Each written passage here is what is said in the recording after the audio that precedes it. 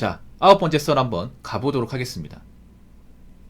댓글 컨텐츠고 영상 제목, 물가 상승률, 세금 상승률 보면 곧 밥값 15,000원 시대가 올 것 같습니다. 현재 경제 상황 상 안 오기가 더 어려운 구조입니다. 라는 영상에 달린 댓글입니다. 사실 우리나라가 물가가 엄청나게 많이 올라간다고 생각하지 않습니다. 저는 물가가 엄청나게 많이 올라가는 나라는 아니죠. 근데 사람들이 벌써부터 호들갑을 떱니다. 우리나라 뭐 인플레이션이다. 사실 근데 다른 선진국에 비하면 우리나라는 인플레이션이 아닙니다. 인플레이션 축에도 못 깁니다. 근데 사람들이 요즘에 인플레이션 말을 쉽게 쓰죠. 인플레이션 또는 이제 스태그플레이션을 많이 쉽게 쓰죠. 여러분 스태그플레이션이 무슨 말인지 아십니까? 합성어거든요. 예. 그러니까 스태그플레이션이 뭐의 합성어냐면 스태그네이션 플러스 인플레이션이에요. 예. 자, 스태그네이션은 경기 불황 플러스 인플레이션 물가 폭등, 이게 합쳐진 말이고 스태그플레이션. 근데 스태그네이션 이해하겠는데 인플레이션이라 사실 우리나라가 예전보다 물가가 조금 더 오르긴 해요. 아직 조금 더 오르긴 한데 엄청나게 많이 오른다고 볼 수는 없어 아직까지. 왜냐하면 다른 나라에 비하면 사실 물가 상승률이 엄청 높지는 않아요. 뭐 이렇게 얘기하면 또 역성되는 사람이 있겠지만, 근데 생각해봐. 지금 이렇게 물가 오름에도 왜 걱정을 해요? 네. 왜 걱정을 합니까? 사실 여러분 솔직하게 얘기합시다. 물가 오르겠죠. 당연히 이제 내년도에 물가 오르겠죠. 시급 오르니까. 시급 오르면 사실 물가 오른다 보시면 돼요. 그러면 음식 가격 오를 겁니다. 한 500원 오르겠죠. 분명 오를 겁니다. 배달비도 한 300원에서 500원 오르겠죠. 충분히 예상할 수 있는 거죠. 근데 사실 막 이거 올랐다고 막 못 먹거나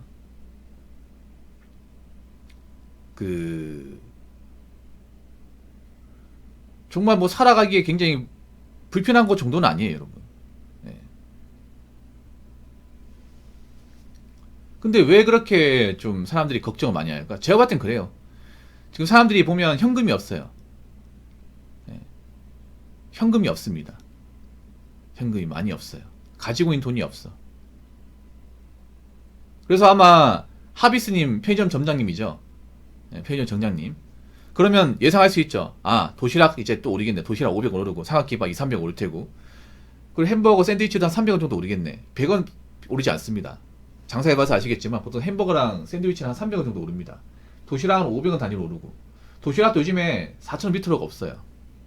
충분히 예상할 수 있죠. 하비스님. 근데 과연 이렇게 가격이 오르면 사람들이 사 먹을까? 예전처럼 사 먹을까? 사실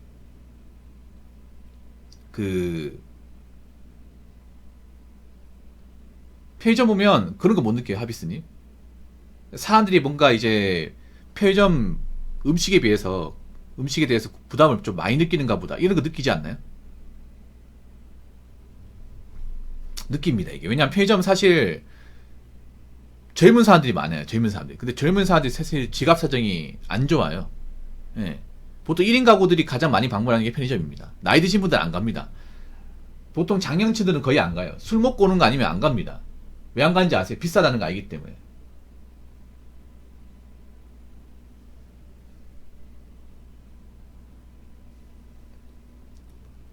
비싸다는 거 알기 때문에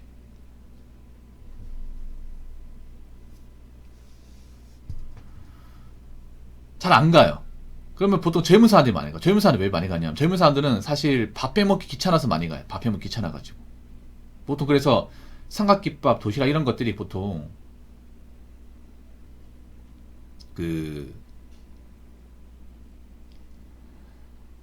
보통 혼자 사시는 분들이 많이 먹는데 사실 편의점 음식은 건강에 안 좋습니다. 하비스님 이거 잘 알죠? 보통 편의점 하다 보면 폐기 같은 게 많이 남지만 이거 잘 안 먹어요. 물리거든요. 물리는 것도 있고 건강에 안 좋아 이게. 절대로 이거 자주 먹으면 안 돼. 배고플 때 한 번씩 먹을 수 있지만 주식이 되면 안 돼 이게. 네. 일단 편의점 음식 많이 먹으면 살찝니다. 살찌고 얼굴이 부어요. 왜냐하면 당분과 염분이 엄청 많이 들어가 있기 때문에 정말 살찌기 좋아요 이게. 계속 먹으면. 그리고 좀 위장에 탈이 나요 이게. 사람마다 좀 다르겠지만 아무튼 제가 얘기하다 보니까 편의점 얘기가 나왔는데 곧 밥값 15,000원. 서울이 지금 밥값 얼마 하죠? 서울이 어제 이야기 듣기로는 국밥이 11,000원에서 12,000원 사이? 이것도 아마 구마다 다르겠죠? 구마다. 뭐 강남 같은 데 더 비싸겠죠? 이제 일반 국밥 같은 거, 뭐 돼지국밥, 순대국밥 같은 거. 일단 서울은 10,000원 밑으로가 없는 걸로 알고 있어요. 네, 10,000원 밑으로가.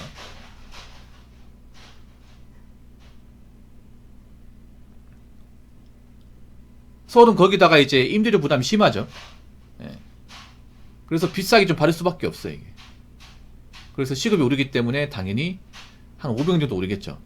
지금 만약에 11,000원 정도 판다고 치면 한 11,500원 되겠죠, 내년에. 예. 근데 사람들이 왜 이렇게 가격이 오는 것에 대해서 민감하게 반응할까, 민감하게? 사실 가격 올라가는 거 어떻게 보면 당연한 거예요, 여러분. 뭐 시급 올라가는데 맞잖아요. 근데 왜 사람들이 벌써부터 호들갑을 떨고 걱정을 하는 걸까? 솔직히 저는 그렇게 생각해요.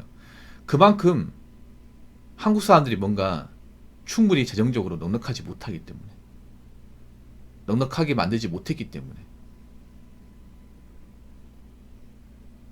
그래서 이런 물가 변동에 상당히 예민하게 좀 움직일 수밖에 없다. 저는 그렇게 생각해요. 그래서 아마 내년에는 좀 외식을 확실히 좀 덜하긴 할 것 같아요, 외식을. 사실 외식 우리나라가 너무 많이 했어, 우리나라가.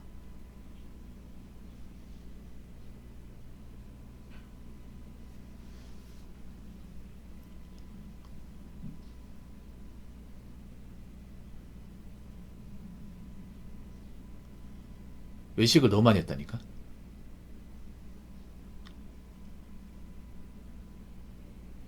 적당히 해야 되는데. 우리나라처럼 있잖아요. 하루에 한 끼를 사 먹는다거나 배달로 때우는 그런 나라가 있을까, 여러분?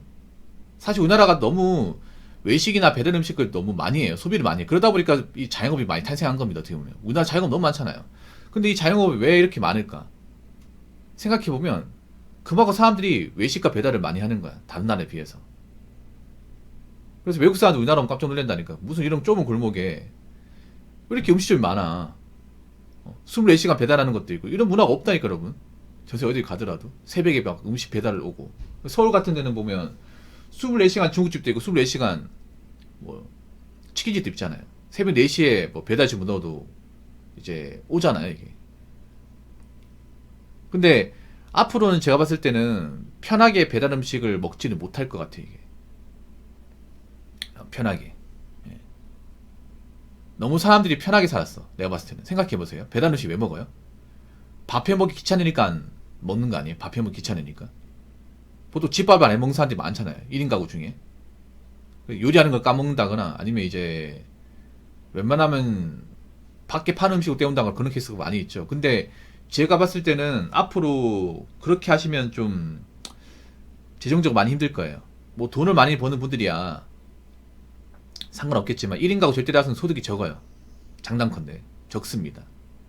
적은데 월세까지 내야 돼요. 근데 그 배달 음식을 너무 많이 사 먹고 하게 되면 당연히 돈을 모을 수가 없죠, 이게.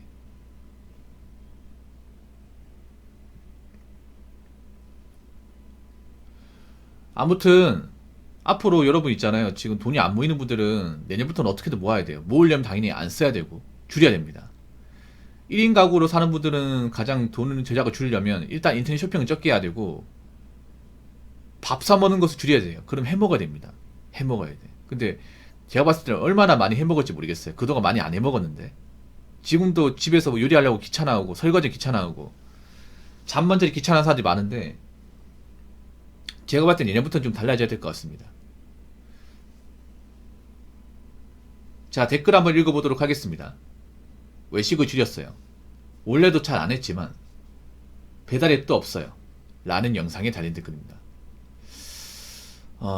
외식 줄였다. 외식을 원래 안 해야 되지 않나, 여러분? 외식을? 이게 참 특이하게 그런 거야.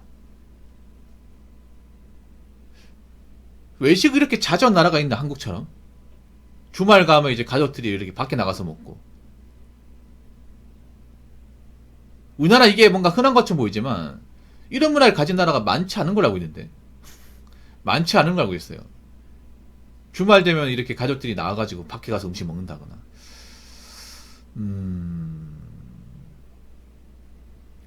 외식을 줄이는 게 아니라 안 해야 되지 않을까? 물론 외식을 안 하게 되면 자영업은 굉장히 좀 타격을 많이 있습니다. 보통 자영업이 주말 장사가 되는 이유가 이런 외식을 하는 분이 많기 때문에 그날 주말에 매상 올리는 건데, 외식하는 사람들이 이제 줄게 되면 당연히 타격을 받을 수밖에 없죠.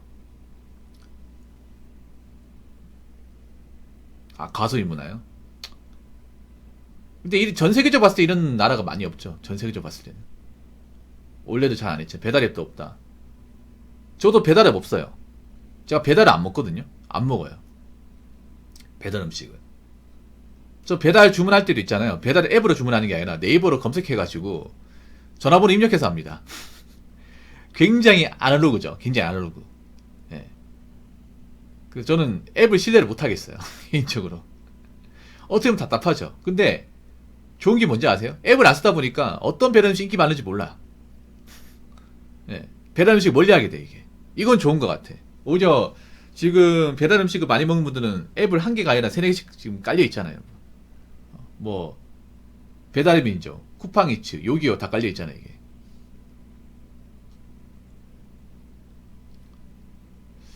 근데 앞으로 배달앱을 좀 지우셔야 되지 않을까 생각을 합니다. 배달앱을. 예. 안 그러면 가게 유지가 안 되는 분들이 많이 생길 거예요. 예. 지금 간당간당 하시는 분들 많거든요. 한번 생각해 보세요. 지금 앞으로 이제 물가가 올라가는데 나는 왜 이걸 걱정해야 되냐? 나는 왜 이런 거에 대해서 치명상을 입냐? 내가 지금 가지고 있는 자산이 없으니까. 내가 지금 믿을 구석이 없으니까. 어떻게 보면 물가 올라가는 것에 대해서 예민하게 생각할 수밖에 없잖아요, 이게. 아무튼 앞으로 먹는 것 좀 돈 나가는 거 신경 써야 될 겁니다. 신경 써야 돼요. 너무 편하게 산 것 같아요, 사람들이.